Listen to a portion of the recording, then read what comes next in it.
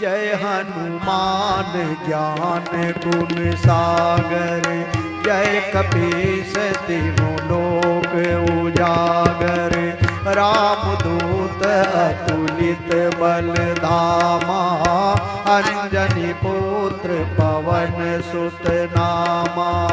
महावीर विक्रम बजरंगी, कुमति निवार सुमति के संगे। कंचन वरन विराज सुबेसा, कानन कुंडल कुंचित केसा। हाथ वज्र अरु ध्वजा विराजे, कांधे मूज जनेऊ। शंकर सुवन केसरी नंदन, तेज प्रताप महाजगवंदन। विद्यावान गुणी अति चातुर, राम काज करिबे को आतुर।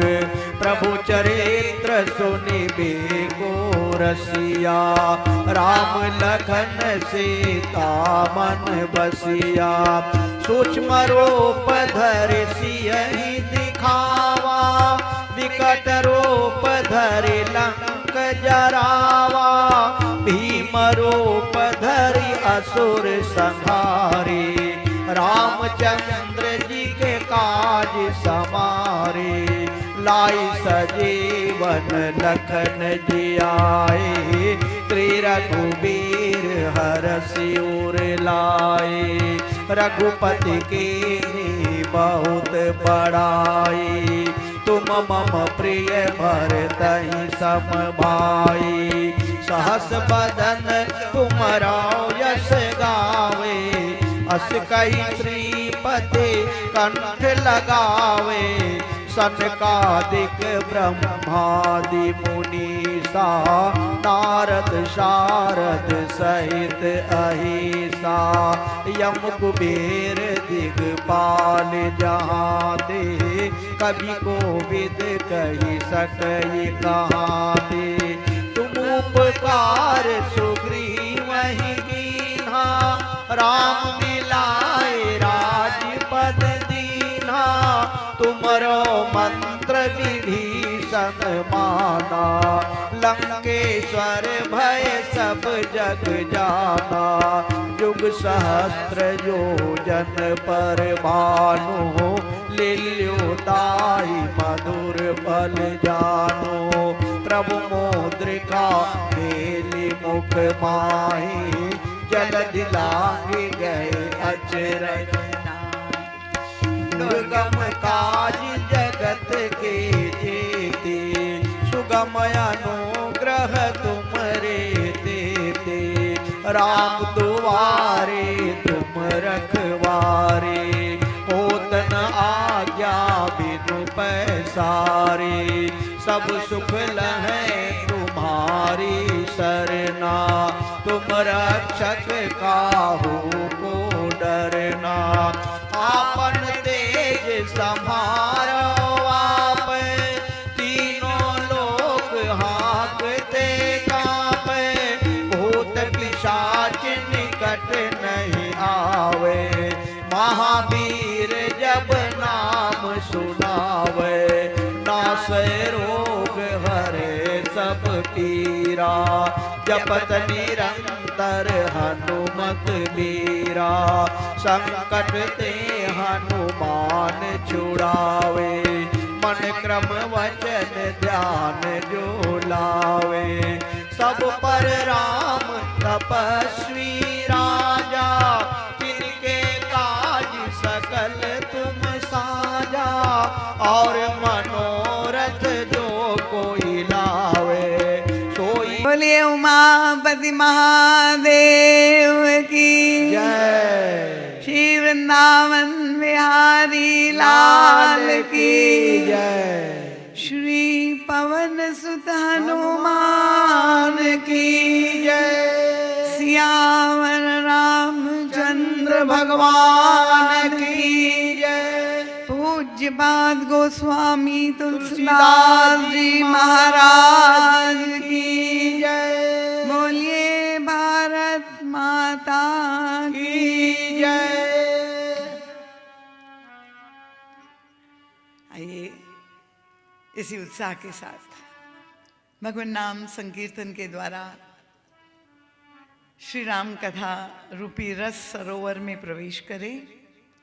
अपनी वाणी को पवित्र करने के उद्देश्य से और इस संपूर्ण वातावरण को राममय बना दे। सब लोग करतल ध्वनि के साथ भगवान नाम संकीर्तन में सम्मिलित हो।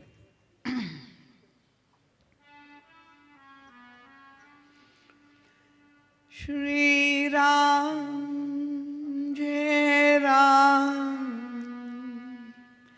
जय जय राम। श्री राम जय जय राम। श्री राम जय जय राम। श्री राम जय जय राम। श्री राम जय जय राम। श्री राम जय जय राम। श्री राम जय जय राम। श्री राम जय जय राम। जय जय विघ्न हरण हनुमान। जय जय विघ्न हरण हनुमान। जय जय विघ्न हरण हनुमान। जय जय विघ्न हरण हनुमान। संकट मोचन कृपा निधान। संकट मोचन कृपा निधान। जय सिया राम जय जय हनुमान। सिया राम जय जय हनुमान। श्री राम जय जय राम। बोलिए श्री राम जय जय राम। मंगल भवन मंगल हारी। मंगल भवन अमंगल हारी। द्रवहु सो दशरथ अजर विहारी। द्रवहु सो दशरथ अजीर बिहारी।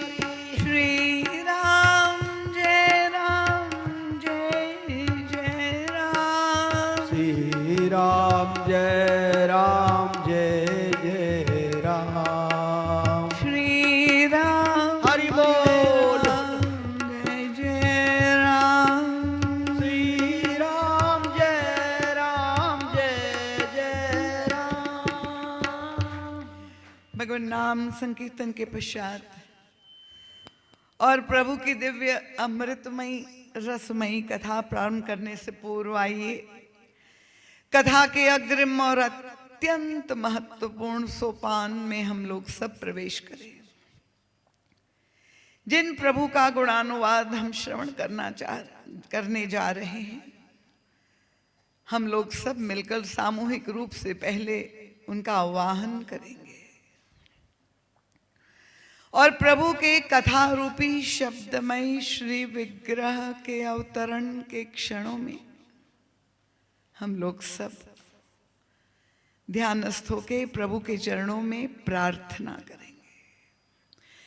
कथा श्रवण करने के लिए, समझकर आत्मसात करने के लिए जैसी पवित्र और प्रशांत अंतरंग मनस्थिति और बहिरंग परिस्थिति और वातावरण चाहिए, यह आदर्श अनुकूलता केवल प्रभु की कृपा के द्वारा ही निर्मित हो सकती है। और इसलिए नित्य प्रति हम लोग कथा श्रवण करने से पहले अपने अंतःकरण को निर्मल करने के लिए कुछ क्षणों के लिए अंतर्मुख होकर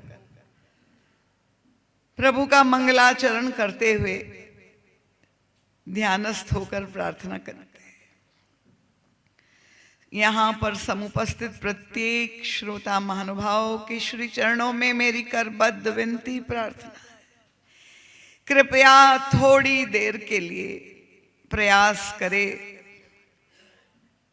अपनी आंखें बंद करके इस बहिरंग भौतिक स्थूल जगत में फैली हुई समस्त बहिर्मुखी वृत्तियों को समेट कर यत्र तत्र सर्वत्र जिस प्रवृत्ति में हम दिन भर संलग्न रहे हैं, घर परिवार प्रियजन व्यापार व्यवहार, सर्वत्र से अपने वृत्तियों को समेट कर आंखें मूंद करके अंतर्मुख हो जाए।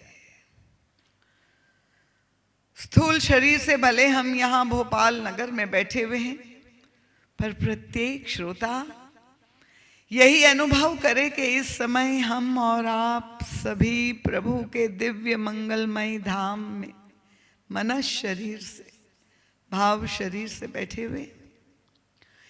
श्री राघवेंद्र सरकार का राज दरबार लगा हुआ है और प्रभु के ही सानिध्य में यह दिव्य अनुष्ठान, ये 5 दिवसीय ज्ञान यज्ञ का आयोजन संपन्न हो रहा है। पूज्य पाद गोस्वामी तुलसीदास जी की जयंती का महोत्सव प्रभु के दरबार में हो रहा है और हम सब बड़भागी है,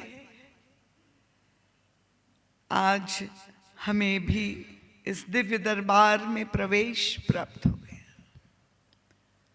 हमारे समक्ष प्रभु की अत्यंत सुंदर मनोहारी चित्ताकर्षक झांकी है।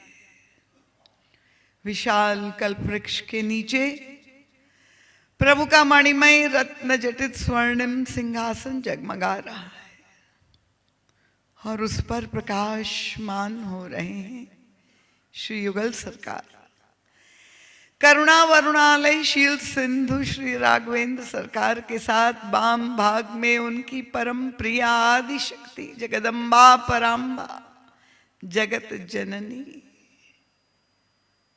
श्री जानकी जी मिलित भाव से विराजमान दृष्टिगोचर हो रही है। प्रभु और श्री किशोरी जी के नेत्रों की ओर जब हमारा ध्यान जाता है, अपूर्व स्नेह अनंत वात्सल्य असीम करुणा का दर्शन हो रहा है और उस करुणा पूरी दृष्टि से प्रभु हम सब की ओर देख रहे हैं, सब पर कृपा की वृष्टि कर रहे हैं और उस अमृतमयी शीतल कृपा वृष्टि में हम सब भीग रहे हैं।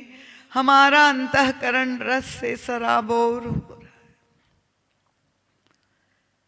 33 कोटि देवी देवता वृंद आज यहाँ पर पधारे हैं। सारे ऋषि मुनि महात्मा वृंद गुरुजन आचार्य वृंद संत मंडली, सबका दर्शन हमें प्राप्त हो रहा है।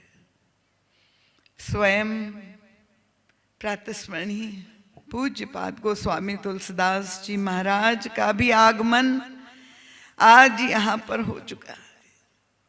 प्रभु के ठीक सामने विराजमान दत्त चित्त से अपलक नेत्रों से अपने इष्ट प्रभु को निहार रहे हैं, रोमांचित हो रहे हैं। व्यास आसन पर दृष्टिगोचर हो रहे हैं मानस सम्राट युग तुलसी, रामायण स्वरूप विश्व वंद्य मानस के अप्रतिम अद्वितीय व्याख्याकार प्रातस्मरणीय परम वंदनीय अर्चनीय श्री सद्गुरुदेव भगवान। एक विलक्षण भाव मुद्रा में परम पूज्य महाराज श्री अपनी अत्यंत सरल और सहज शैली में आत्मानंद अनुभव करते हुए प्रभु के कर्ण कोहरों में राम कथा का पीयूष पान करवा रहे हैं और श्रोता समाज इस रसमयी धारा में अवगाहन करते हुए धन्यता का बोध कर रहे हैं। मंचासीन दिखाई देने वाला प्रत्यक्ष वक्ता तो केवल एक अत्यंत लघु यंत्र मात्र है। स्वयं प्रभु ही श्रोता और वक्ता दोनों को निमित्त बनाकर सभी श्रोताओं के हृदय में विराजमान हो कथा श्रवण करने की परम पवित्र सात्विक श्रद्धा भक्ति अनुरक्ति प्रदान कर रहे और वक्ता को अपना निमित्त बनाकर वे ही प्रभु अपनी अत्यंत दिव्य गूढ़ और गंभीर साधना के सूत्र रहस्य उद्घाटित कर रहे। आइए हम लोग सब मिलकर प्रभु की वंदना करें और प्रभु के चरणों में विनत भाव से अनुरोध करें, प्रार्थना करें। हे प्रभु, आज पुनः एक और अवसर हमारे जीवन में प्रदत्त हुआ है। आपका गुणानुवाद श्रवण करने का जो अवसर आया है, आपकी असीम अनुकंपा से उसे हम पूरी तरह से लाभान्वित हो सके। कथा श्रवण करके हम उसे हृदयंगम करें, आत्मसात करके जीवन में उसे चरितार्थ कर सके। यह कथा हमारी रक्त शक्ति बन जाए, जीवनी शक्ति बन जाए, हमारे संपूर्ण जीवन का रूपांतरण हो। प्रभु, हमारी वाणी में, विचारों में, भावनाओं में, दृष्टिकोण में, आचरण में, स्वभाव में परिवर्तन आए। हमारा अंतःकरण दोष युक्त है, मलिन है, पाप युक्त है। हे प्रभु, आपकी कृपा से सारे दुख, दारिद्र, दैन्य, सारे कष्ट, जिस त्रिताप से हम पीड़ित हैं, वह पूरी तरह से नष्ट हो जाए। हमारे घर परिवार में, समाज में, हमारे राष्ट्र में, इस अखिल विश्व में प्रभु सुख और शांति की स्थापना हो। जिस उद्देश्य से आपने कृपा करके हमें ये मनुष्य जन्म दिया है, हे प्रभु, इसी शरीर में रहते हुए, इसी जन्म में हम अपने जीवन के चरम और परम लक्ष्य को प्राप्त कर सके। कथा में आने वाली समस्त विघ्न, बाधाएं, संकट, अवरोध, चाहे अंतर जगत के हो, भौतिक जगत के हो, प्रारब्ध जन्य हो, हे प्रभु, ये सारी विघ्न बाधाएं नष्ट हो जाए। यही प्रार्थना हम लोग थोड़ी देर के लिए, कुछ क्षणों के लिए नेत्र मूंद करके प्रभु के इस दिव्य झांकी का साक्षात्कार अपने हृदय मंदिर में अनुभव करने का प्रयास करें। प्रभु से जुड़ा हुआ वह परमानंद, परम शांति का स्पंदन का बोध प्राप्त करने का। सर्वप्रथम हम लोग सब मिलकर प्रभु के निर्गुण रूप ओमकार मंत्र का सस्वर ध्यान करेंगे और उसके पश्चात प्रभु के सगुण श्री विग्रह की वंदना और स्तुति करेंगे।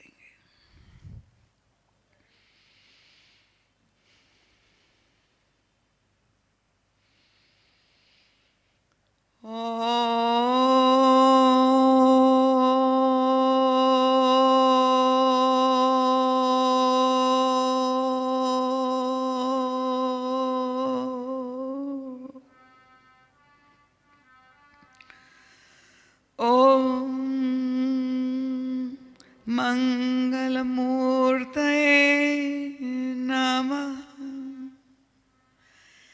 गणाधिपतये नमः। वर्णानाम् अर्थसंज्ञानाम् रसानां छन्दसामपि मङ्गलानां च कर्तारौ वन्दे वाणी विनायक। श्री गुरुचरण सरोज रज निज मन मुकुर सुधार वर्णौ रघुवर विमल यश जो दायक फलचार बुद्धिहीन तनु जानिके सुमिरो पवन कुमार बल बुद्धि विद्या देव मोह हरहु कलेश विकार। मंत्र मूलम गुरोर्वाक्यम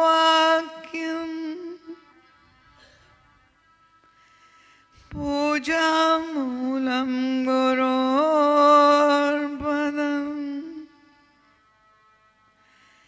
ध्यान मूलम गुरोर्मूर्ति मोक्ष मूलम गुरोर्कृपा। हरिः ओम श्री गुरुभ्यो नमः। हरिः ओम शांति शांति शांति।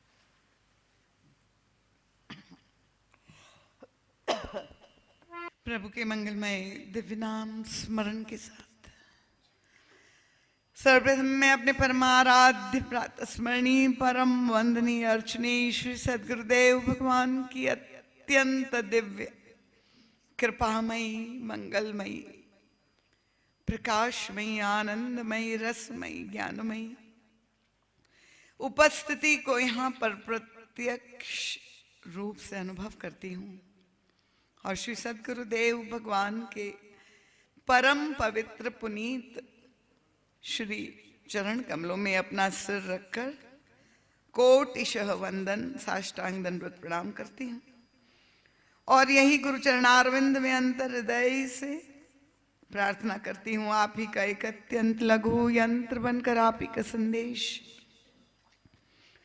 सभी भक्तों के समक्ष रख सकूं, ऐसी बल बुद्धि विद्या और विवेक देने की कृपा करे।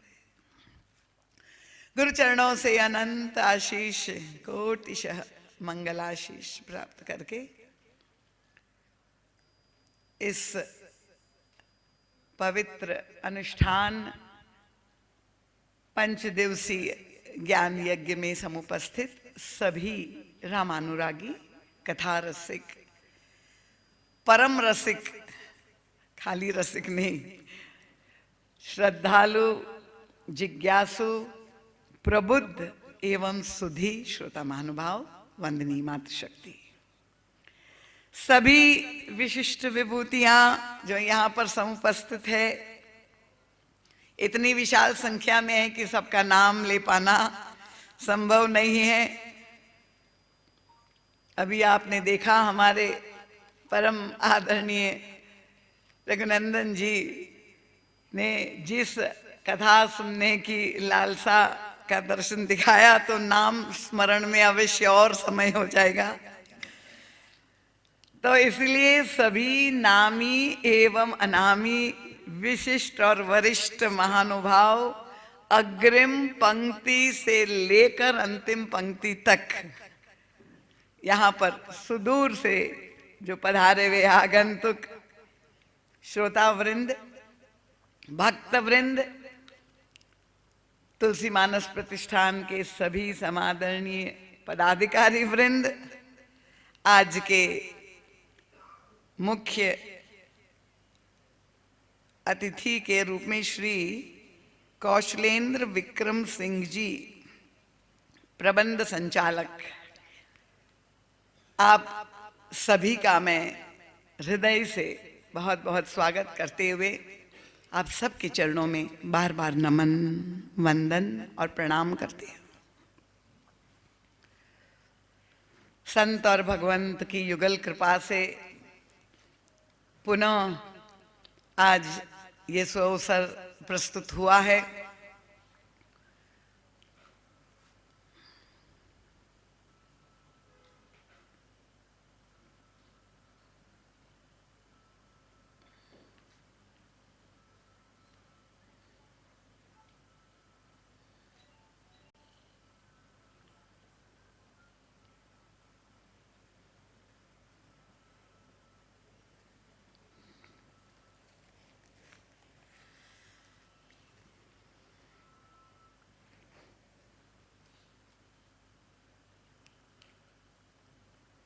सत्संग का जो ये सुअवसर प्राप्त हुआ है उसका संपूर्ण लाभ हमें प्राप्त हो, उसके लिए अपेक्षित है केवल आपकी शारीरिक उपस्थिति ही यथेष्ट नहीं है। आज रविवार की संध्या है और शायद अभी कुर्सियां कम पड़ गई है, तो जो व्यवस्थापक है वो प्रबंध करे,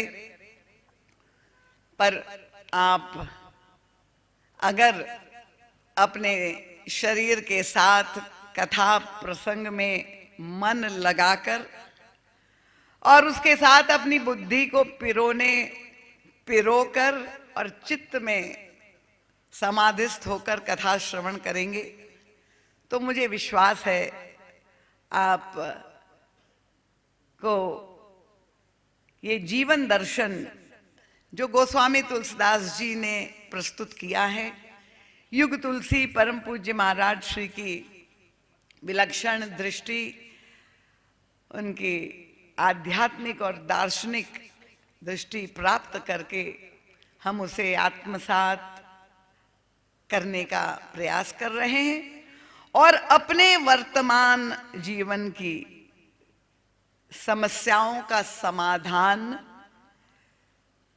खोजने का प्रयास कर रहे हैं।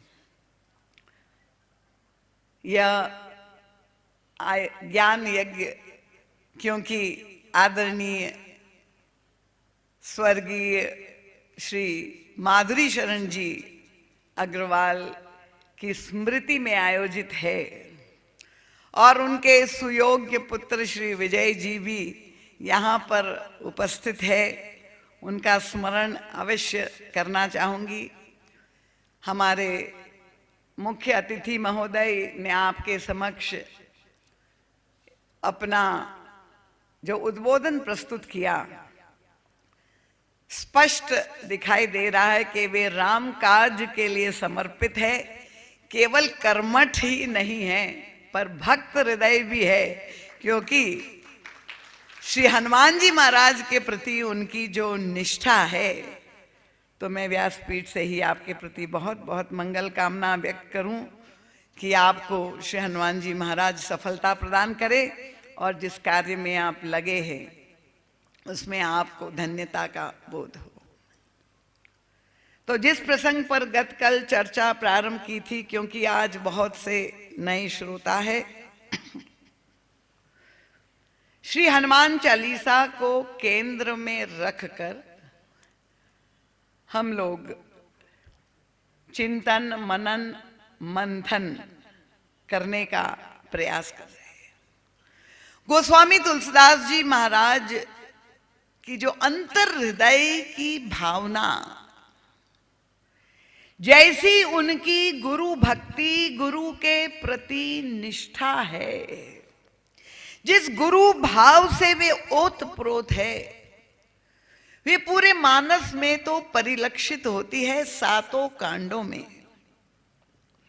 पर इस हनुमान चालीसा में भी आप देखते हैं कि आदि में भी और अंत में, प्रारंभ भी वे गुरुदेव की वंदना से करते हैं, श्री गुरु चरण सरोज रज, और समापन में भी उनका हृदय प्रसन्नता से, कृतज्ञता से भरकर जय जय जय हनुमान गोसाई।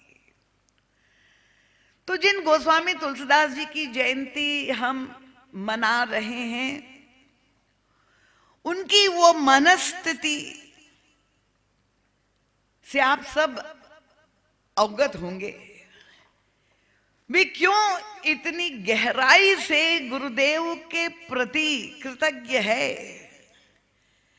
क्योंकि गोस्वामी तुलसीदास जी के जीवन की प्रारंभिक अवस्था इतनी प्रतिकूल थी, उस बालक की हम कल्पना भी नहीं कर सकते हैं, जिसको जन्म लेते ही उनके माता पिता ने परित्याग कर दिया। देखिए, गोस्वामी तुलसीदास जी ने कोई अपनी आत्मकथा नहीं लिखी, कोई बायोग्राफी आपको नहीं मिलेगी, पर गोस्वामी तुलसीदास जी उन प्रारंभिक दिनों की जो विभीषिका थी, उन परिस्थितियों को कभी भूल नहीं पाए।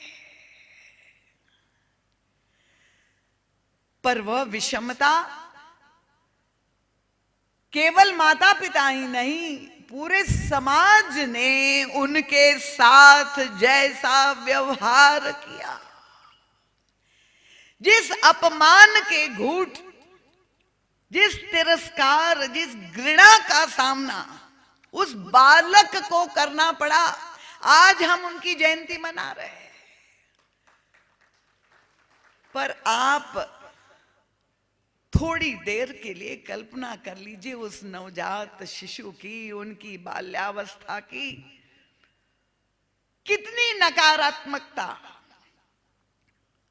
उनके जीवन में। पर क्या उसका प्रभाव, उस कड़वाहट का प्रभाव उनके जीवन में दिखाई दे रहा है? वह प्रतिक्रिया उनके जीवन में दिखाई दे रही है? ये बहुत महत्वपूर्ण सूत्र है, समझने योग्य सूत्र है। मैं बंधुओं आपके चरणों में बड़ी विनम्रता से प्रार्थना करूंगी। हमारे गुरुदेव दृष्टांत दिया करते थे। आपने नाम सुना होगा जर्मनी का एक बहुत बड़ा लीडर एडोल्फ हिटलर, जिसके कारण विश्व युद्ध हुआ। नाम सुना है ना सबने? उस हिटलर की जीवनी अगर आप ने पढ़ी हो और ना पढ़ी हो और जानना चाहते हैं तो गूगल बाबा, गूगल गुरु में आप पढ़ सकते हैं।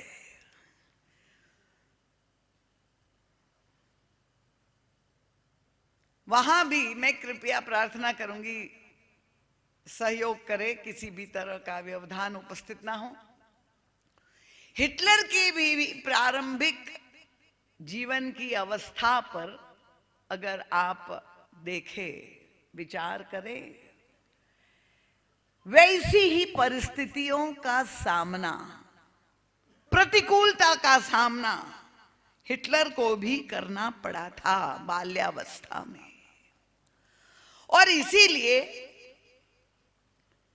आगे चल करके ये उनके जीवन में जो प्रतिक्रिया हुई, उनका मनोविश्लेषण करते हुए विश्व के एक बहुत बड़े मनोचिकित्सक सिगमंड फ्रॉइड, उनका नाम आपने सुना होगा, उसी काल में सर सिगमंड फ्रॉइड ने जब विश्लेषण किया और पूरा अभ्यास किया, अन्वेषण किया और उसके पूरे जीवन पर जब दृष्टि डाली तो वे इसी निष्कर्ष पर मनोचिकित्सक के रूप में विश्लेषण करते हुए पहुंचे कि ये जो क्रूरता,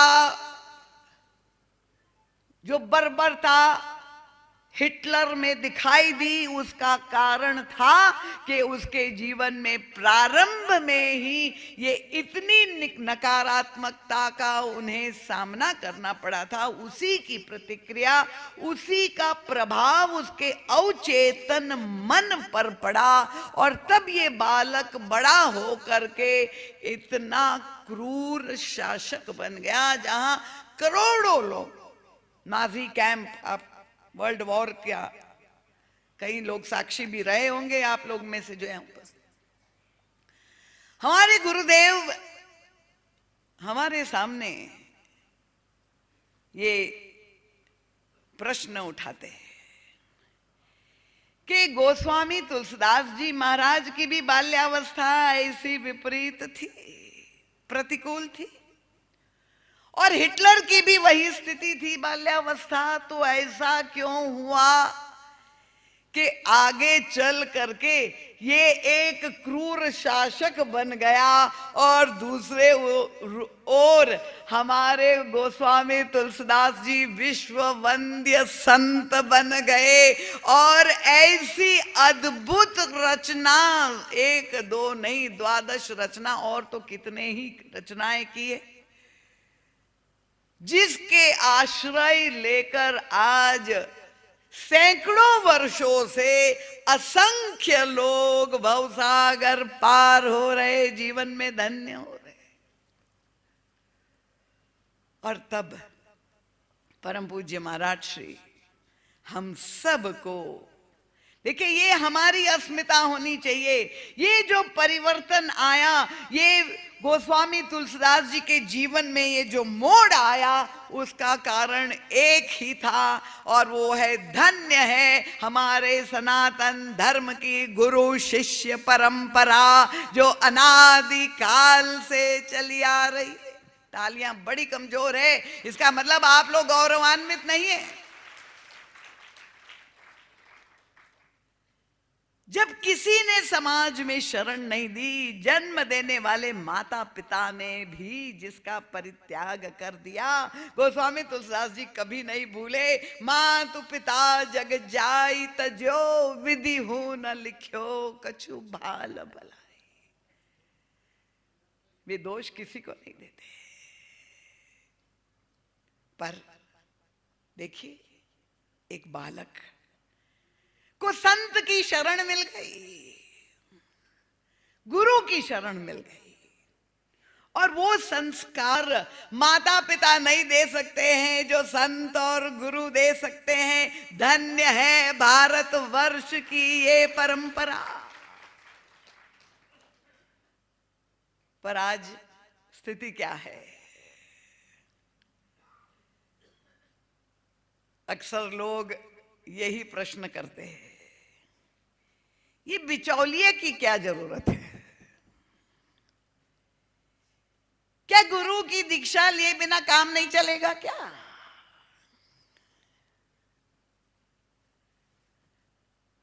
जो पढ़े लिखे सो कॉल्ड सूडो इंटेलेक्चुअल्स,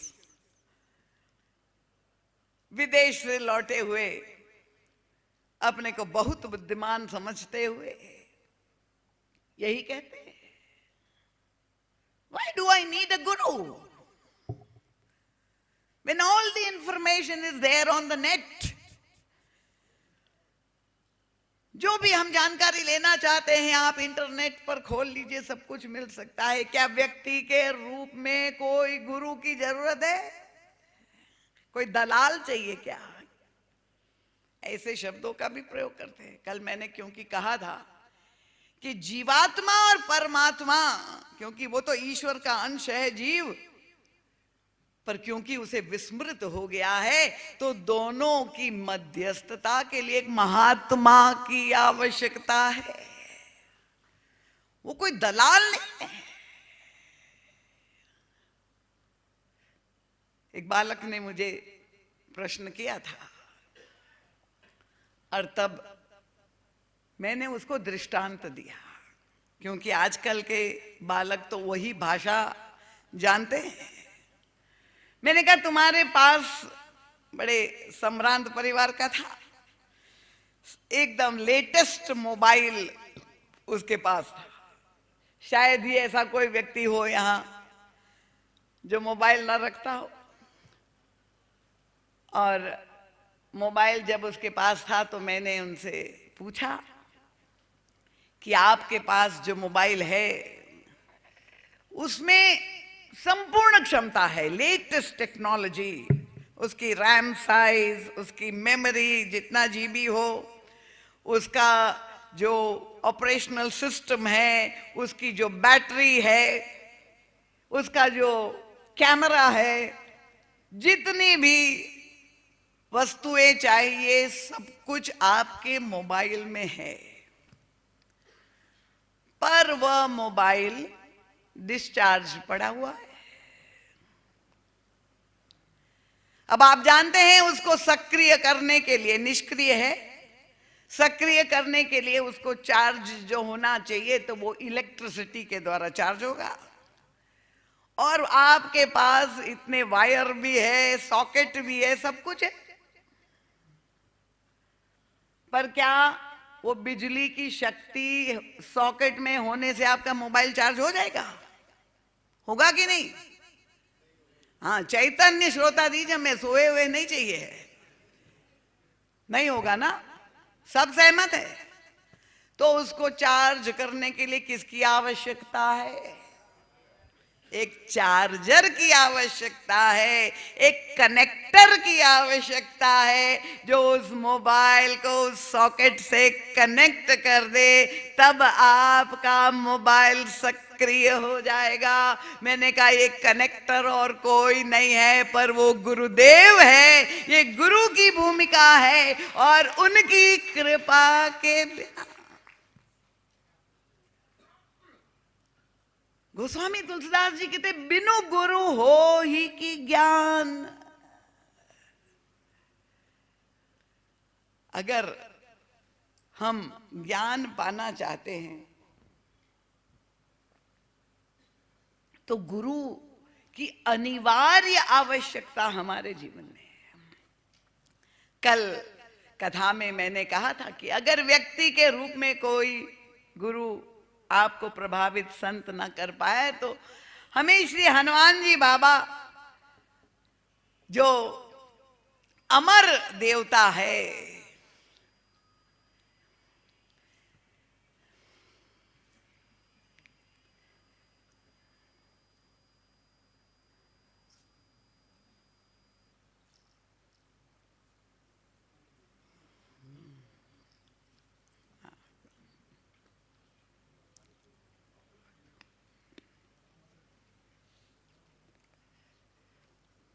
आज प्रारंभ से ही व्यवधान हनुमान चालीसा से शुरू हो गया था।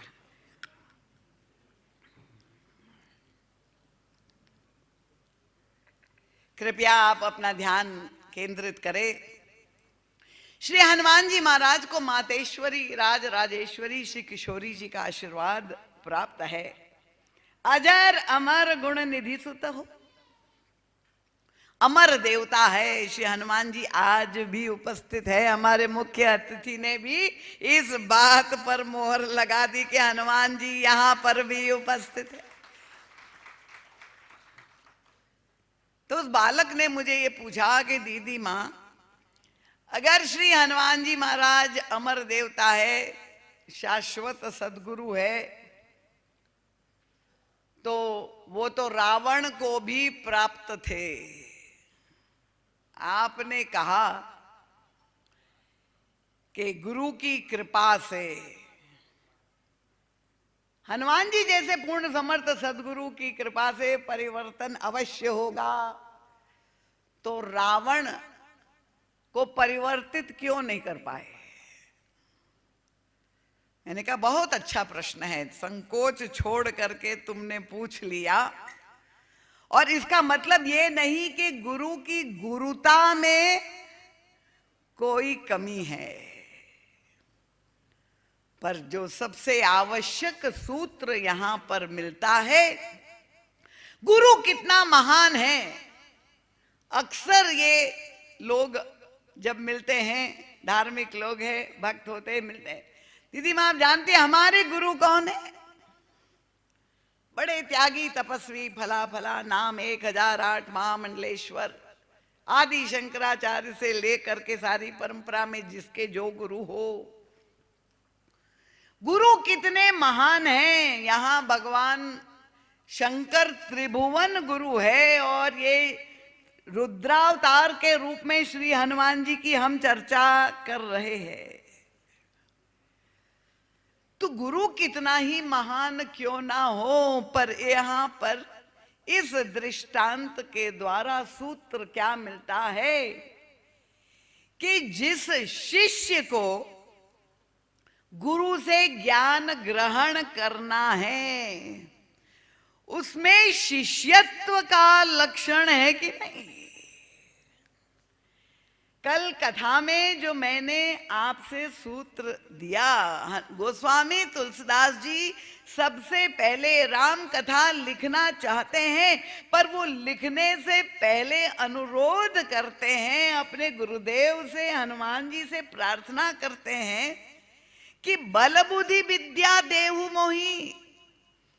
जब प्रभु का गुणानुवाद लिखना है और प्रभु का जो अनंत गुण है उसको लिखने की क्षमता मेरी ससीम बुद्धि में नहीं है, और उसके साथ साथ समस्या क्या है, उनका मेरा पात्र मलिन है, दूषित है। कल मैंने आपसे कहा था कि ये जो टॉक्सिसिटी, विषाक्त हो गया है हमारा अंतःकरण विषय भोग संसार में रह करके, उसका विष हरण कैसे होगा? डिटॉक्स हम शरीर का तो करते हैं, पर detoxification of the internal conscience, खाली आप किताब पढ़ ले, chicken soup for the soul, inner engineering of the soul, ये आप पढ़ ले, पढ़ते रहिए, अगर पढ़ते हैं तो छोड़ मत दीजिएगा। पर वास्तव में आपके अंदर वो इच्छा है कि नहीं जो गोस्वामी तुलसीदास जी प्रभु से प्रार्थना करते, हरहु कलेश विकार, मेरा मन और मेरी बुद्धि ये पूरी तरह से दूषित है। पहले ये स्वीकृति, ये आत्म निरीक्षण का क्षण है। हनुमान चालीसा सबको कंठस्थ है, हनुमान जी की लीलाओं से सब अवगत है, पर यहां जितने बैठे हुए सुधी साधक, हमको हनुमान चालीसा के द्वारा अपने अंतर हृदय में झांकने का अवसर तुलसी मानस प्रतिष्ठान ने दिया है। अपने मन की स्थिति, अपनी बुद्धि, अपने अंतःकरण चतुष्टय में क्या हम झांकने का प्रयास कर रहे हैं? क्या उसमें कोई विकार है, क्या दोष है? क्योंकि अगर आपका पात्र छलाछल भरा है तो कितना ही अमृत, दिव्यामृत श्रेष्ठ गुरु भी उस पात्र में भरना चाहे, पर वो भरे हुए पात्र में वो क्या भरेगा? और अगर आपका पात्र छिद्र युक्त है और त्रिभुवन गुरु भी आप उसमें अमृत, ब्रह्म ज्ञान रूपी अमृत डाल दे, तो वो सारा ज्ञान व्यर्थ हो जाएगा। तो पात्रता का निर्माण शिष्य की जो भूमिका है, यहां कोई रावण के भक्त तो नहीं बैठे हैं? पहले ही मैं पूछ लूं, भूल गई थी। ये दो पात्र है हमारे सामने, देखिए, एक और श्री हनुमान जी है, एक और रावण है। और निश्चित रूप से रावण की जो तपस्या है, उसकी जो बुद्धिमत्ता है, उसका जो बाहुबल है, इसमें हमें कोई भी विरोध नहीं है, हम स्वीकार करते हैं। बाहुबली भी था और 10 शीश 10 बुद्धि था। पर क्या गुरुदेव उनके सामने कभी आए नहीं क्या? भगवान शंकर को प्रसन्न करने के लिए वर्णन मानस में आ रहा है कि रावण ने दीर्घकालीन तपस्या की, और जब भगवान शंकर और ब्रह्मा जी प्रकट हुए तो क्या किसी भी ग्रंथ में, आप यहाँ पर जितने विद्वान बैठे हैं, कहीं आपने पढ़ा कि रावण ने अपने गुरु से मांगा हो हरहु कलेश विकार? कभी याचना की?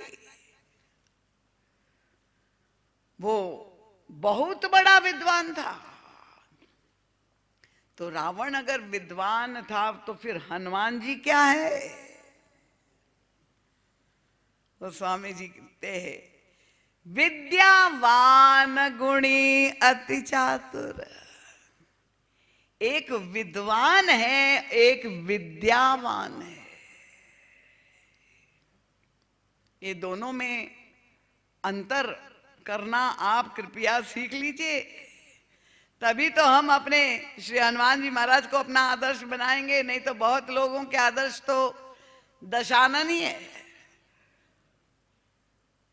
परम पूज्य महाराज श्री बहुत ही सुंदर ढंग से हमें समझाते हैं, क्योंकि आजकल की शिक्षा प्रणाली, यहां तो सब शिक्षाविद भी बैठे हुए हैं, अंग्रेजों के द्वारा डाली हुई मैकाले की पद्धति है, जिससे पढ़ लिख करके सब तैयार हो गए हैं और पैकेज 5 फिगर 6 फिगर का मिल रहा है।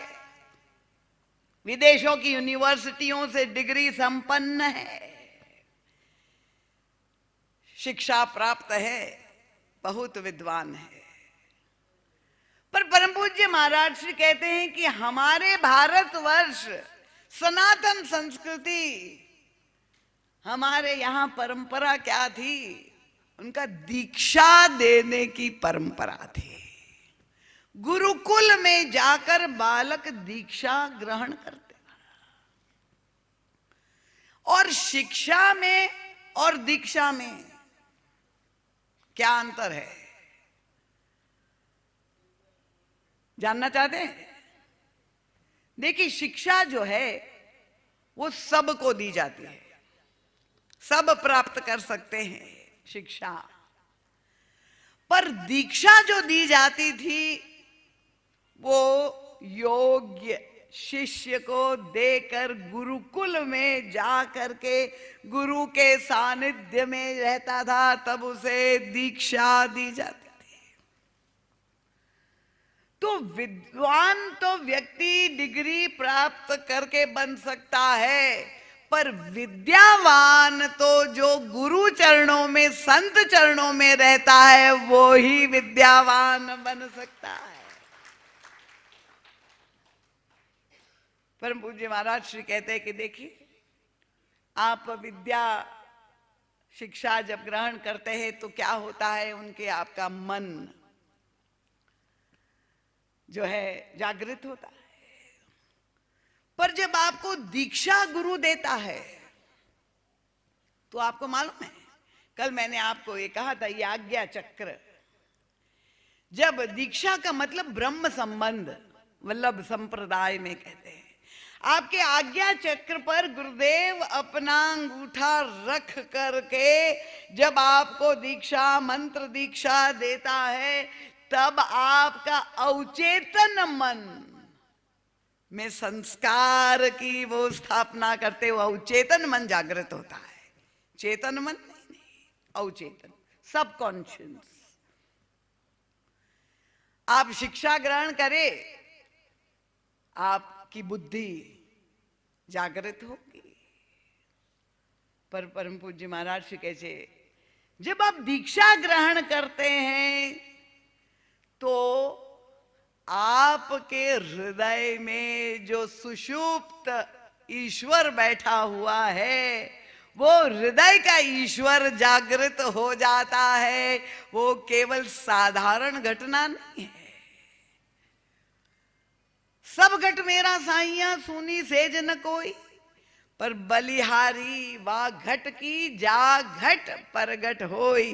गुरु की कृपा से वो अंदर सुषुप्त आपकी जो शक्तियां हैं वो जागृत होती है। तो और शिक्षा ग्रहण करने में एक समस्या और है, क्या? बहुत डिग्री आप प्राप्त हो जाए, बहुत बुद्धिमान आप हो गए, पर उसके साथ अभिमान आने की पूरी संभावना है। एक विद्वान व्यक्ति घमंडी अहंकारी भी बन सकता है। वो विद्या उसके जीवन में परिणति किस दिशा में ला सकती है। और अगर आपने दीक्षा ग्रहण की है तो वो गुरु चरणों में बैठ करके जिसने विद्या प्राप्त की है उसके जीवन में परिणाम स्पष्ट दिखाई देता है। जो शास्त्र कहते विद्या ददाति विनयम सा विद्याया विमुक्त, व्यक्ति विनम्र बन जाता है, मुक्ति का अधिकारी बन जाता है जब वो दीक्षा सही अर्थों में उसने ग्रहण की। तो इसलिए अगर हमारी ये दिव्य परंपरा, श्री हनुमान जी महाराज को प्रभु ने रावण की चिकित्सा करने के लिए लंका भेजा, कितनी बड़ी कृपा है भगवान की। आप देखिए, ये 3 कृपाओं की चर्चा शास्त्र में की गई है। एक इष्ट कृपा, दूसरी गुरु कृपा, और ये स्पष्ट रूप से दोनों ही कृपा रावण पर थी। भगवान राम की भी कृपा थी, वो भी सुलभ थे, और गुरुदेव के रूप में श्री हनुमान जी महाराज भी सुलभ थे। पर रावण का कल्याण को लाभ क्यों नहीं हुआ? क्योंकि जो तीसरी कृपा है, कृपा पूर्वक आप लोग भी सब सुन लीजिए। अगर आपने भी दीक्षा ग्रहण की है और आपको लगता है कि हमारी उन्नति, आत्मिक उन्नति नहीं हुई है, महाराज श्री कहते जो तीसरी कृपा है वो सबसे महत्वपूर्ण है, और वो है आत्म कृपा। अपने को प्रस्तुत करना। गुरु कुम्हार सिख कुंभ है, घड़ी घड़ी काढ़े खोट। शिल्पकार को मूर्ति का निर्माण पत्थर से करना है तो छीनी हथौड़ी का प्रयोग करना पड़ेगा कि नहीं? पर आजकल के बालक थोड़ी सी आप अगर उनकी आलोचना कर दे, कोई सह नहीं सकता है। माता पिता जितने भी यहां बैठे हुए हैं, भले मौन बैठे हैं, अच्छी बात है, पर सब भुक्तभोगी है। समय बदल चुका है। क्योंकि पहले तो यही होता था कि बालक माता पिता से डरते थे, भय था। और आज क्या स्थिति है? भय तो बना ही हुआ है, पर किसका भय? यहां माता पिता भयभीत रहते हैं अपने बालक से, डरते माता पिता है, बच्चे अब नहीं डरते। तो अगर जब माता पिता डरते हैं तो गुरुजन, उनकी स्थिति क्या होगी? अब आप कल्पना कर लीजिए। क्या ये साहस है कि अपने शिष्य में कमी निकाल दे, बताए तुम में ये कमी है, तो दूसरे दिन ही जाके दूसरे महात्मा के पास जाके दीक्षा ले लेगा। गुरुजन भी भयभीत रहते, कहीं चेला छोड़ न दे, तो सेवा कौन करेगा? देखिए, हमारे गुरुदेव ऐसे नहीं थे, तो एक विलक्षण अवतार पुरुष थे। तो तात्पर्य क्या है कि ये आत्म कृपा, क्या रावण के पास प्रभु ने कृपा करके, वो तो कभी नहीं गया गुरु के पास पूछने के लिए, अपनी कमी निकालने के लिए, समझने के लिए, पर जब श्री किशोरी जी का अपहरण उसने कर दिया तो प्रभु ने बलात् हनुमान जी को कहा, भाई आप डॉक्टर साहब जा करके होम विजिट करिए। शिक्षक के रूप में प्राइवेट ट्यूशन, आजकल स्कूलों में तो पढ़ाई आप जानते ही, शिक्षा जो दी जाती है, बोलने की आवश्यकता ही नहीं। यहां कोई अध्यापक बैठे हुए तो बुरा ना माने। अभी एक सर्वे हुआ था, भारत विश्व की 300 यूनिवर्सिटियों का श्रेष्ठतम यूनिवर्सिटी रैंकिंग, जब आप अपने बच्चों को विदेश भेजना चाहते हैं पढ़ने तो उसकी रैंकिंग की जाती है। और जब पूरे विश्व की 300 यूनिवर्सिटियों का सर्वे हुआ, उसमें आप धैर्य पूर्वक सुन लीजिए कि भारत की एक भी यूनिवर्सिटी का नाम नहीं था। शिक्षा की ये स्थिति हमारे देश की है। और ये जो कांड हो रहे हैं, व्यापक कांड, व्यापक कांड कहना ज्यादा सही है, सारे देश में शिक्षा की ये स्थिति है।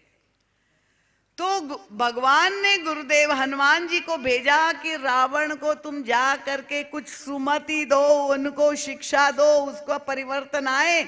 और जब हनुमान जी महाराज रावण के दरबार में गए, दृश्य क्या गोस्वामी जी ने प्रस्तुत किया, बंधे हुए श्री हनुमान जी। कितनी बड़ी करुणा है गुरु की, आप देखिए, शिष्य का कल्याण चाहते हैं, बंधे हुए खड़े हुए हैं। कल मैंने कहा, अगर गुरु से ज्ञान प्राप्त करना चाहते, उनके चरणों की रज ही इतनी चमत्कारिक है। चरण ही नहीं, रज में इतना चमत्कार है। पर वो रज किसको मिल सकती है? इनका प्रणिपातेन परिप्रश्नेन सेवया, भगवान श्री कृष्ण ने अर्जुन में जो कहा है, किस पद्धति से प्राप्त करनी चाहिए। अब यहां हनुमान जी महाराज पहुंचे हुए तो क्या रावण दंडवत प्रणाम करके प्रणिपातेन लेट गया? दृश्य क्या है, बैठा हुआ सिंहासन पर 10 शीश और गुरुदेव खड़े हुए, रावण बैठा हुआ। और देखिए श्री हनुमान जी महाराज कितनी कृपा करुणा सोच करके, आप देखिए, रावण से विनम्रता से अनुरोध कर रहे, रावण तुम्हारी समस्या क्या है? मोह मूल डायग्नोसिस कर दिया। सदगुरु वैद वचन विश्वासा मानस चिकित्सा में गोस्वामी तुलसीदास ने उत्तरकांड में किया।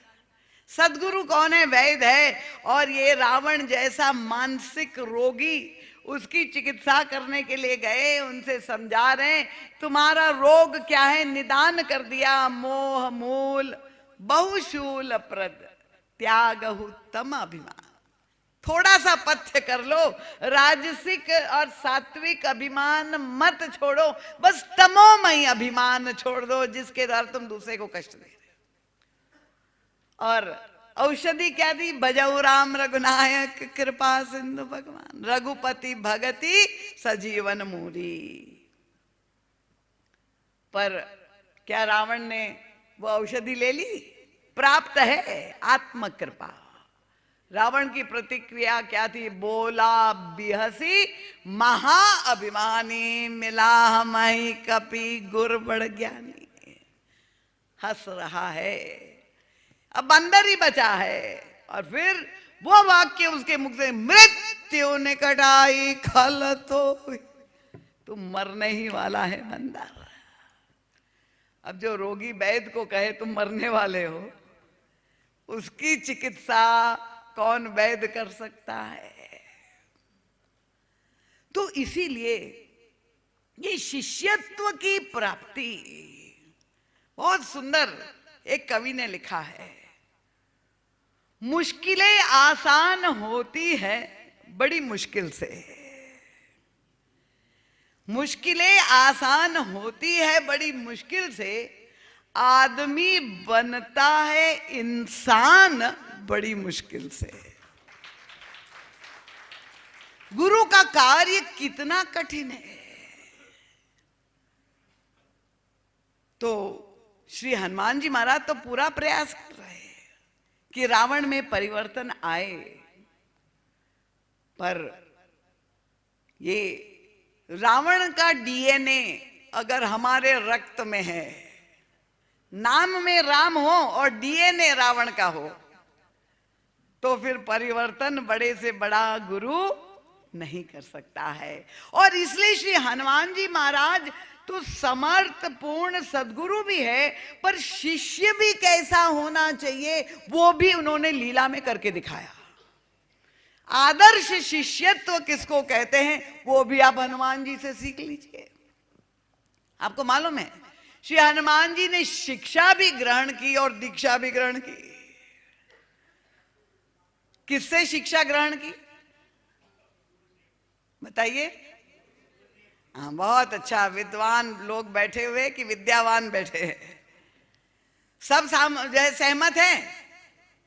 लॉक कर दिया जाए सर्वसहमति से।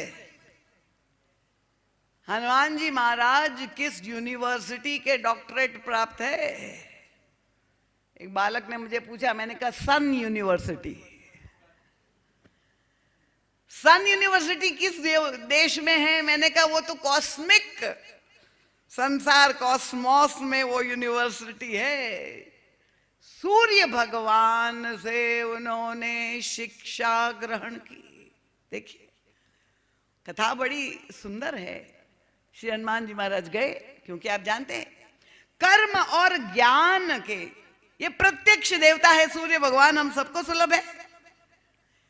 हनुमान जी महाराज जब गए भगवान सूर्य से शिक्षा प्राप्त ज्ञान प्राप्त करने के लिए निवेदन किया।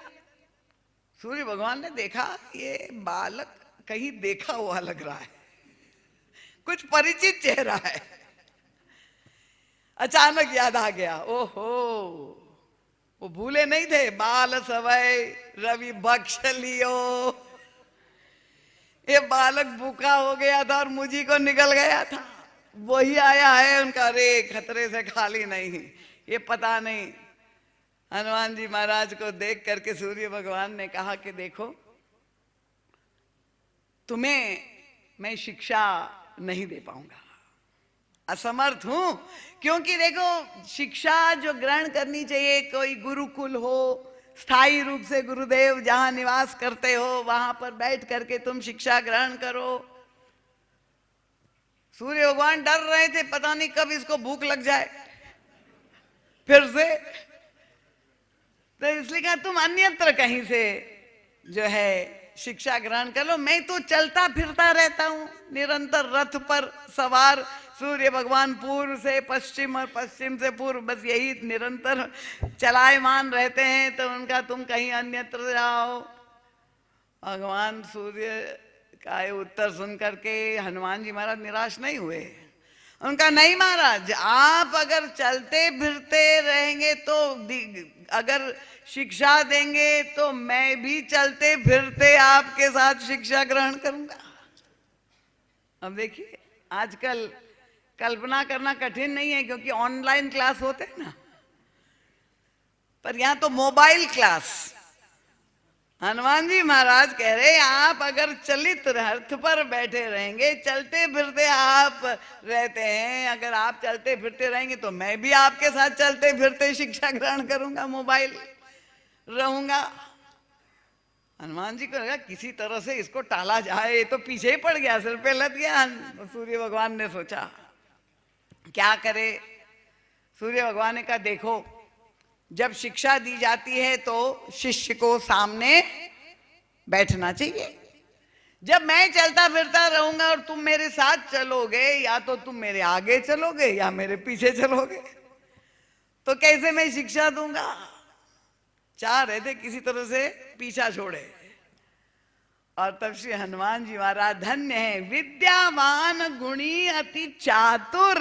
इनका चातुर्य देखिए। हनुमान जी महाराज ने कहा प्रभु हम आपसे ही दीक्षा लेंगे, मैंने संकल्प किया है, मैं उल्टा चलूंगा ताकि मैं आपके सामने रहूं और आप जब शिक्षा दे तो मैं सीधे ग्रहण करूं। देखिए हम लोग तो प्रसन्न होके केवल ताली पीट रहे, उसमें भी कंजूसी है।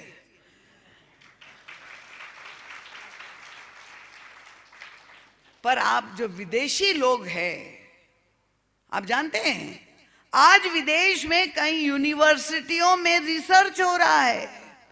ये विद्या ग्रहण करने की कौन सी तकनीक है, उसमें वे बच्चों को किंडरगार्टन से ही, क्लास से ही, प्ले स्कूल से ही यही उल्टा चला करके और उनका ब्रेन मैपिंग करके देखते हैं कि क्या उल्टा चल करके व्यक्ति की मेधा शक्ति क्या बहुत तेजी से बढ़ती है।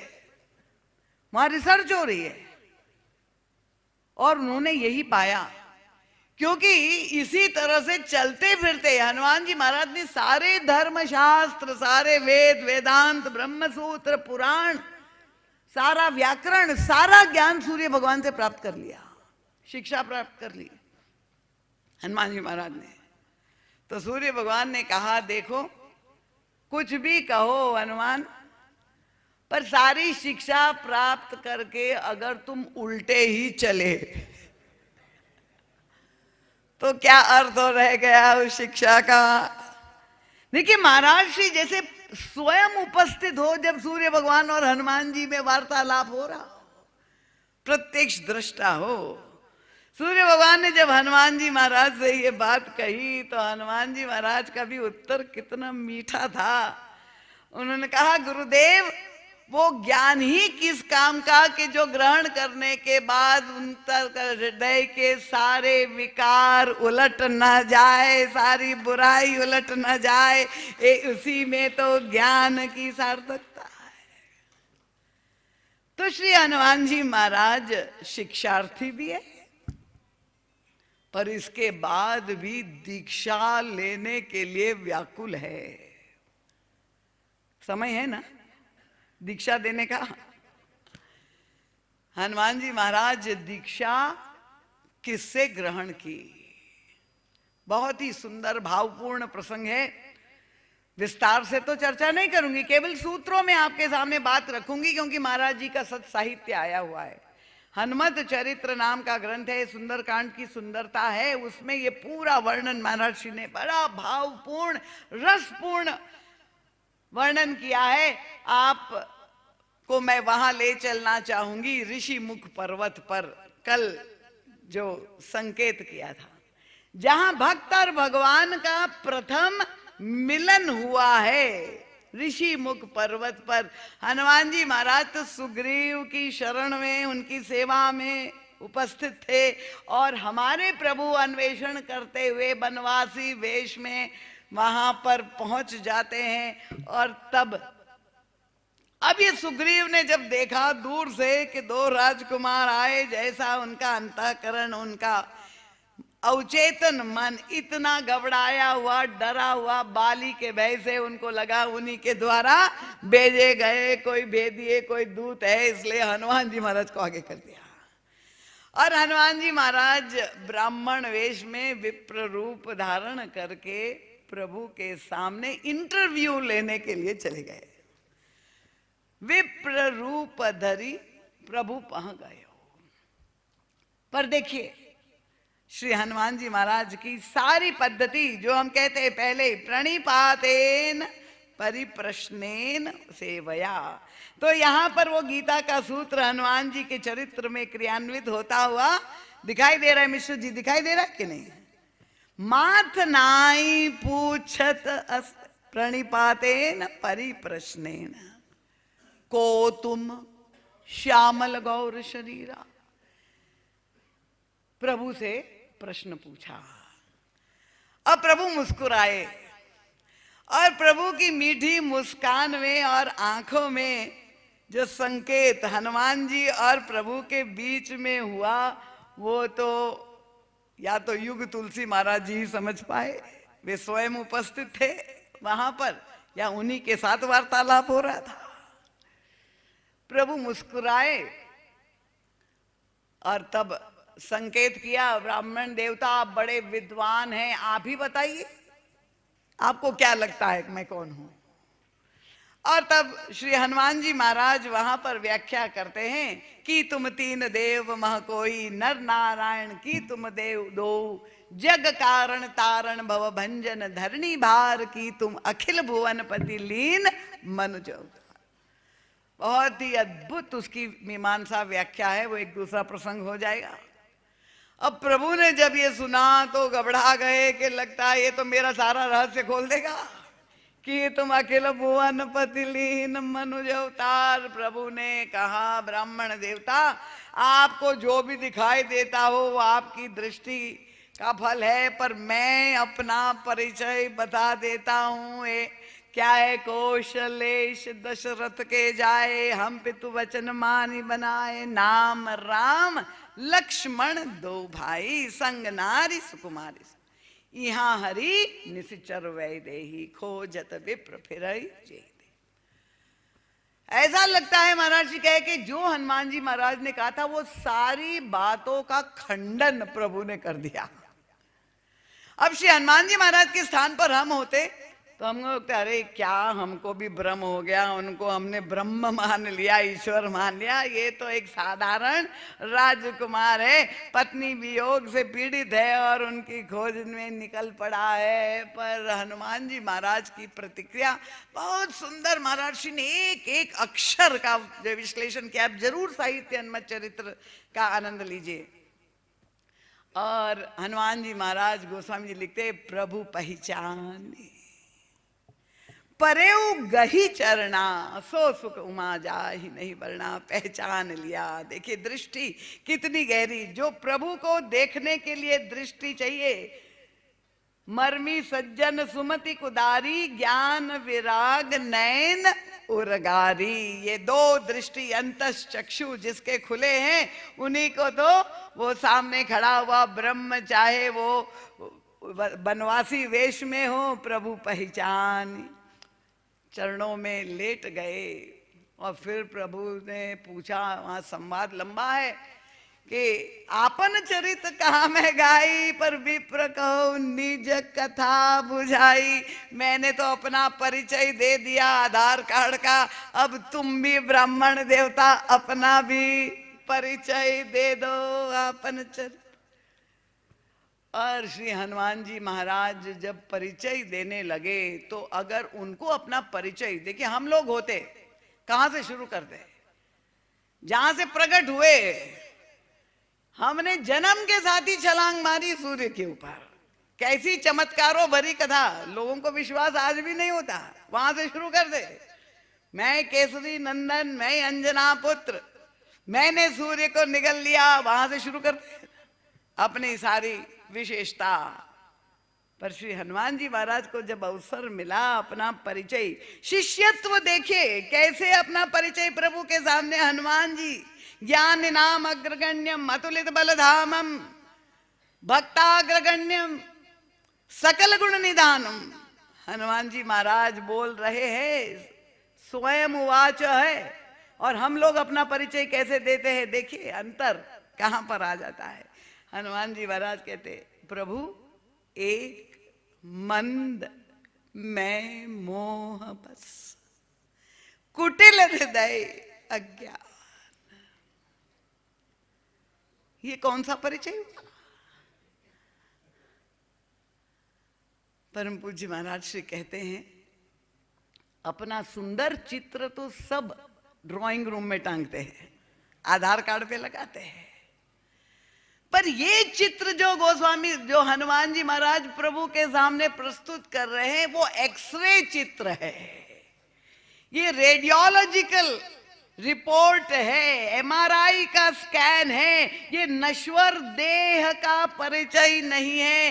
इस सबसे मूल में जो सूक्ष्म शरीर है, अंतःकरण चतुष्ट है, उसका परिचय दे रहे। नश्वर देह तो ये पंचभूत से बना हुआ बहुत सुंदर है, पर संचालित हो रहा है अंतःकरण से। उसका परिचय मन बुद्धि चित्त अहंकार। कहते एक मंद, मेरी बुद्धि मंद है। मंद बुद्धि किसी को कहते हैं। मैं मोह बस, हनुमान जी कह रहे हैं। आप कृपा पूर्वक ये मत समझ लीजिए कि वास्तव में हनुमान जी का यही परिचय है। यहाँ बड़े बुद्धिसागर अगर कोई बैठे हैं तो ये हनुमान जी महाराज ये शिष्यत्व का, जीवात्मा का प्रतिनिधित्व करते हुए प्रभु के समक्ष अपनी बात कैसे शिष्य को गुरु से कहना चाहिए उसका आदर्श हमारे सामने रख रहे। मेरा चित्त कुसंस्कारों से, मोह से ग्रस्त है, मन कुटिलता से भरा हुआ है, अहंकार के कारण अज्ञानता व्याप्त है। ये चारों रुग्ण है, मन बुद्धि चित्त। एक मंद में मोह बस कुटिल हृदय क्या। प्रभु ने कहा, ब्राह्मण देवता, मैंने तो तुम्हें अपनी कथा सुनाने को कहा और तुमने तो अपनी सारी व्यथा सुना दी। हनुमान जी ने कितनी मीठी बात कही। प्रभु, कथा तो केवल भगवान की होती है, जीव के पास तो व्यथा ही व्यथा है, जीव की कथा नहीं होती। प्रभु ने कहा, मैं समझ गया, इसके कारण तुम दुखी हो। जब तुम ये कह रहे हो एक मंद में मोह बस कुटिल हृदय अज्ञान, तो ये बताओ कि इन चारों में से सबसे अधिक दुख तुम्हें कौन दे रहा है? देखिए, ये संवाद चल रहा है, परम पूज्य महाराज श्री श्रवण कर रहे हैं। ये मानस में नहीं मिलेगा, ये मानस के अंतर्भाव है। इसलिए मैं कहती हूं राम किंकर सद साहित्य अवश्य पढ़े। कितना रस परम पूज्य महाराज श्री भरते हैं जब दोनों का वार्तालाप हो रहा है। प्रभु ने कहा, ये दुखी हो तुम ये चारों के कारण, पर सबसे अधिक दुख का कारण कौन है? मंदत्व, मोह, कुटिलता, अज्ञानता। उनका प्रभु, ये चारों तो दुख दे ही रहे थे, पर सबसे अधिक दुख आपने अभी दे दिया। सोचिए भक्त की चतुराई। शिष्य कैसे चतुर होते हैं। प्रभु, आपने अभी सबसे अधिक मुझे दुख दे दिया। प्रभु ने कहा, मैंने ऐसा कौन सा क्या? उनका, पुनि प्रभु मोहि बिसारे हो। प्रभु, आपने जब मुझे पूछ दिया हनुमान तुम कौन हो, इसका मतलब आप मुझे भूल गए। प्रभु, इससे बड़ा दुख मेरे लिए और कोई हो ही नहीं सकता है। प्रभु ने कहा, हनुमान, तुमने भी तो मुझे प्रश्न किया, को तुम श्यामल गौर शरीरा, तो मैंने भी तुम्हें प्रश्न कर दिया। हनुमान जी ने कहा, प्रभु, क्या आप जीव की बराबरी करोगे? क्या हमारी बराबरी करोगे? हमने आपको पूछ दिया तो आप हमें पूछ दोगे? उनका, मोर न्याव में पूछा साई, तुम कस पूछो नर की ना। हनुमान जी महाराज प्रभु से कहते, प्रभु, दीन बंधु, हे दीन बंधु, आप हमको भूल गए, अब हमारे जीवन का निस्तार कैसे होगा हमारे कष्टों का? अगर ईश्वर जीव को भूल जाएगा, आप जो हमें जन्म देने वाले हैं, अगर आप हमें भूल गए तो हम कहां पर जाएंगे? कहते, सेवक सुत पति मात भरोसे रह सोच। हनुमान जी महाराज ने कहा, प्रभु, हम कहाँ जाएंगे, कोई ठौर नहीं है। बहुत ही सुंदर संवाद है। और अंत में हनुमान जी ने जीवों की ओर से, हम सब की ओर से प्रार्थना की, नाथ जीव कर माया मोहा, सो निस्तर ही तुम्हारे छोहा। ये माया मोह, तब माया बस गए भुलाना। आप प्रभु पर ही सारा दोष डाल दिया। आपकी माया के कारण ही प्रभु मैं आपको भूल गया, आपका भजन नहीं कर पाया, मैं विषयों में लिप्त हो गया। तो प्रभु ने कहा कि अब तुम सावधान हो गए, दुखी हो, तो अज्ञानता है, तो तुम भजन करो। हनुमान जी ने कहा, मैं तो करना चाहता हूं प्रभु, तापर मैं रघुबीर दुहाई, करना चाहता हूं, पर जानो नहीं कछु भजन उपाई। भजन किसको कहते हैं ये तो कोई बताने वाला हो तब तो मैं भजन करूं। मुझे तो मालूम ही नहीं किसको भजन कहते हैं। जप करना भजन है, दान करना भजन है, सेवा करना भजन है, गुरु के चरण दबाना भजन है।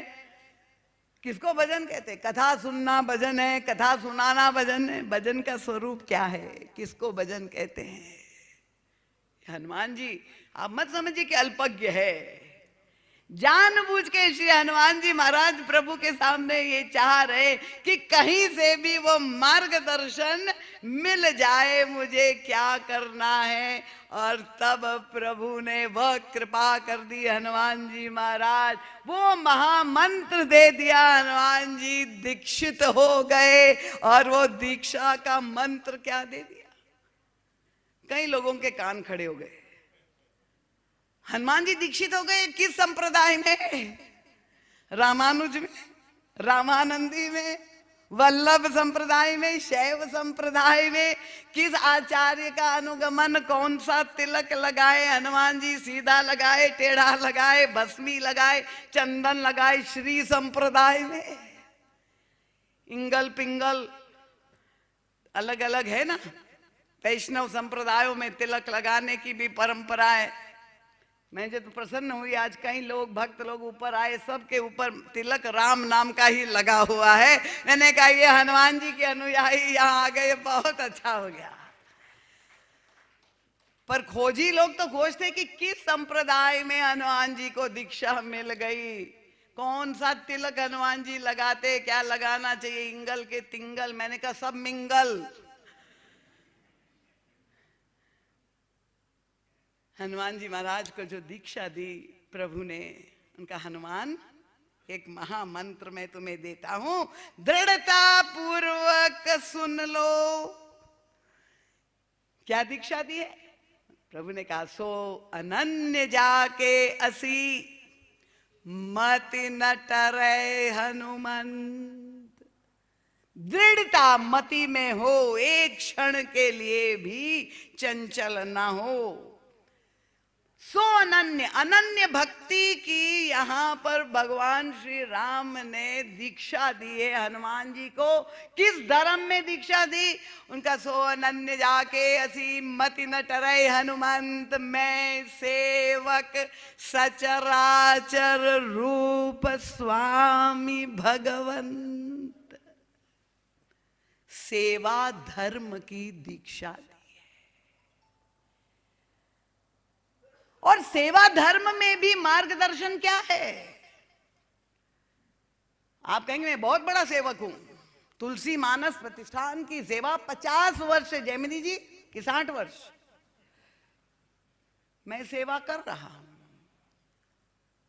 हनुमान जी महाराज को सेवा का जब प्रभु ने दीक्षित किया तो व्याख्यायित भी किया वहां, सेवा किसको कहते हैं। भज सेवायाम। प्रभु कहते हैं मैं सेवक सचराचर। सचर और अचर केवल मेरे मंदिर में, राम मंदिर में आकर के ही राम जी की पूजा नहीं करनी है।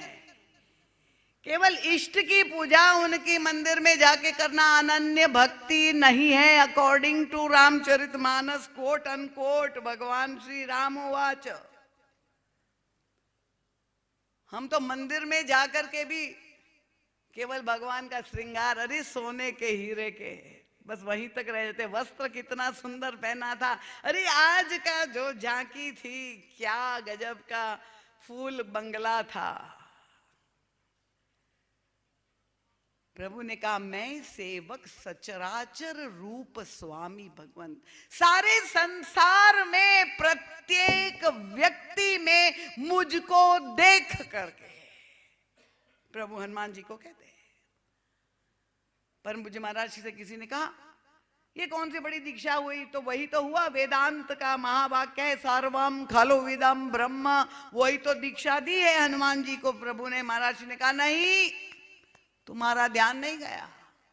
जब सर्वम खलु विदम ब्रह्म की दीक्षा जो होती है उसमें तो सबसे पहले अहम ब्रह्मास्मि, मैं भी ब्रह्म और सब में भी वही ब्रह्म। पर हनुमान जी को जिस कसौटी पे प्रभु ने रखा है वो कहते मैं ब्रह्म नहीं, मैं सेवक। बाकी सब सचर और अचर, जड़ और चेतन, प्रत्येक में राम का दर्शन करते हुए हर व्यक्ति की सेवा करना, ये तुम्हारा परम धर्म है। सेवक बनकर, रामो हम नहीं दासो हम बनकर दास्य भक्ति की सेवा दी है, सेवा धर्म की दीक्षा दी है। और ये सेवा धर्म का पालन श्री हनुमान जी, शिष्यत्व दीक्षा जो मिली है, आप देख लीजिए कि किस तरह से हनुमान जी इस मंत्र, महामंत्र को अपनी पूरी लीला में उसका पालन करते हैं। इसीलिए हे कलयुगवासी, आप और हम सबको पूरी तरह से आशान्वित होना चाहिए। अनादिकाल से, त्रेता युग से, जब से श्री हनुमान जी महाराज को दीक्षा मिली है, उन्होंने एक ही व्रत ठान लिया है, मैं सेवक सचराचर दासो हम, मैं दासानुदास हूं। मैं सब में, संसार में प्रत्येक व्यक्ति की कामना पूर्ण करने के लिए प्रतिबद्ध हूं। ये अनूठा, अद्भुत जो गोस्वामी तुलसीदास जी ने वर्णन किया है, हनुमान जी के द्वारा एक ऐसा आदर्श प्रकट होता है जो विश्व में कहीं नहीं देखने को मिला। सबसे पहले जिसको कहते हैं सर्वेंट लीडरशिप।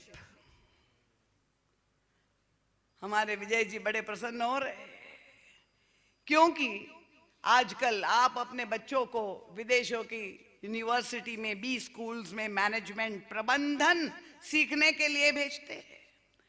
और ये प्रबंधन जो रामचरितमानस सिखाता है, वो लाइफ लॉन्ग, लाइफ टाइम प्रबंधन है। अपने लाइफ का प्रबंधन कैसे किया जाए, उसमें लीडरशिप क्वालिटीज, नेतृत्व की जो विभिन्न क्षमताएं होनी चाहिए, गुण होने चाहिए व्यक्ति में। एक आदर्श नेता कौन होता है, उसमें मैं जो है एमबीए की डिग्री में जहाँ पढ़ने जाते हैं वहाँ सब पढ़ाया जाता है।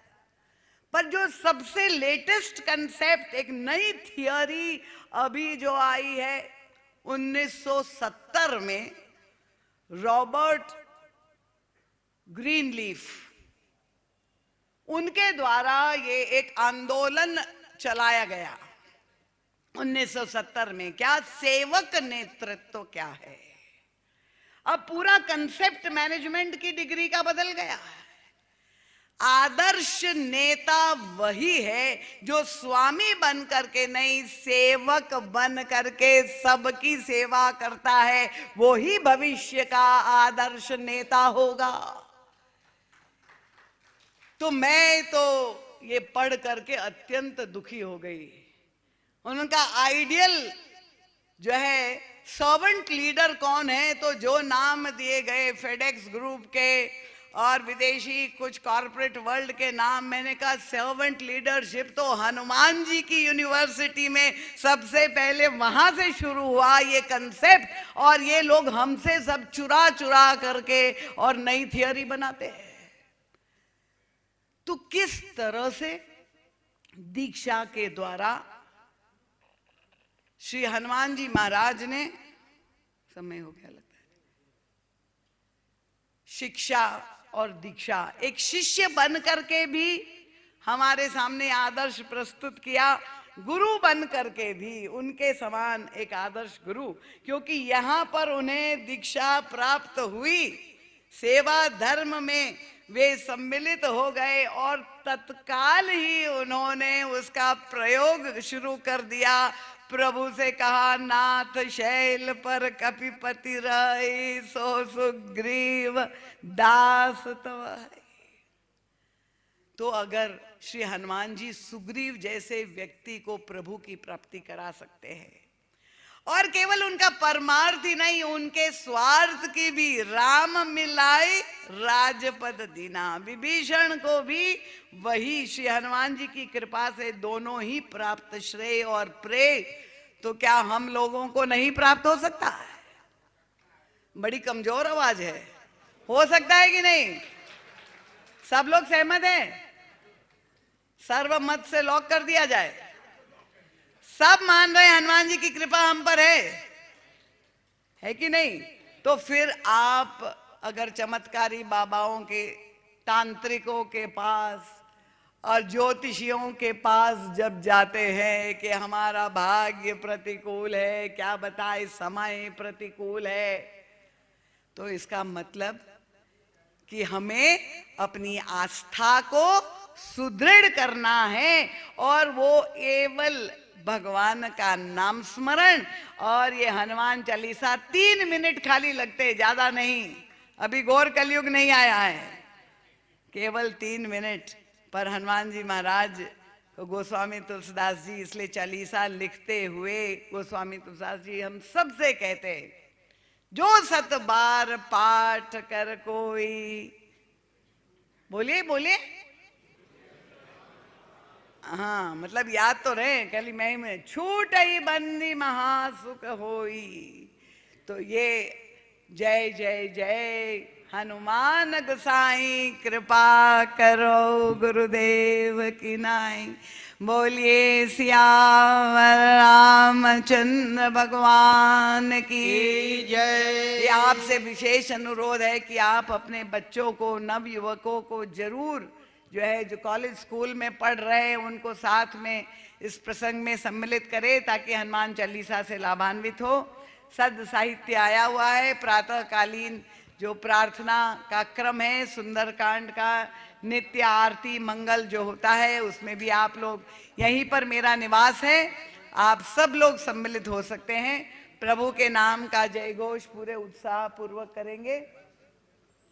बोलिए सद्गुरुदेव भगवान की जय। पूज्यपाद गोस्वामी तुलसीदास जी महाराज की जय। बोलिए संत समाज की जय। भक्त समाज की जय। सत्य सनातन धर्म की जय। भारत माता की जय। बोलिए श्री हनुमान जी महाराज की जय।